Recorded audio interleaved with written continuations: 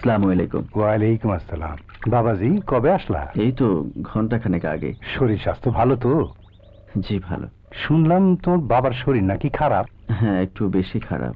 শহরে নিয়ে গিয়ে বড় ডাক্তার দেখাও, এইখানে পড়ে থাকলে বেশি দিন টিকবো না। ঘটনা তো সবই শুনছম মনে হয়। তোমার বাবা গ্রামের লোকগুলানরে সারা জীবন শান্তি দেয় নাই। আজ ওর নামে মামলা করছে, তো কাইল আমার নামে মামলা করছে।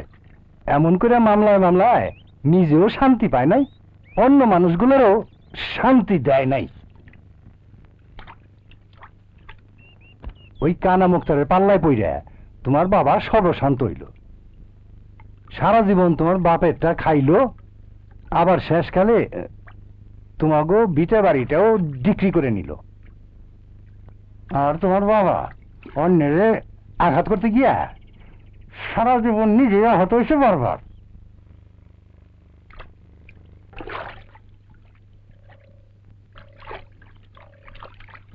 চাচা আসসালামু আলাইকুম।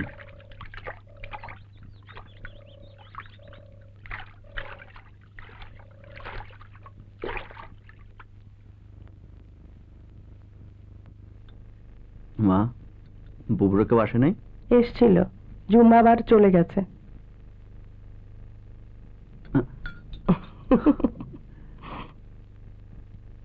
তুমি খাও না মা।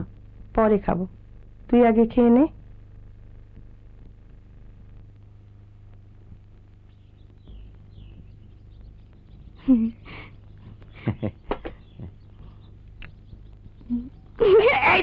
দেখো দেখো দেখো দেখো কি করলে।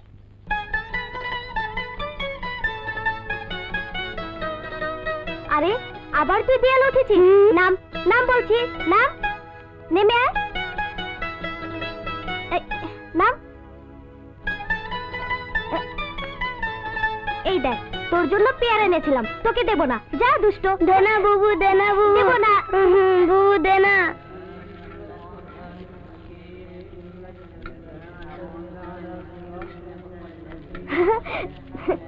বুবু, আজ কি বাবার মোকদ্দমার তারিখ? হ্যাঁ, দেখছিস না খাসি জবাই হয়েছে।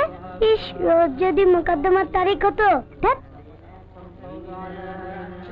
মা, বুবু বাবা কি নামাজ পড়ছে না ঘুমাচ্ছে রে? চুপ বেয়াদব।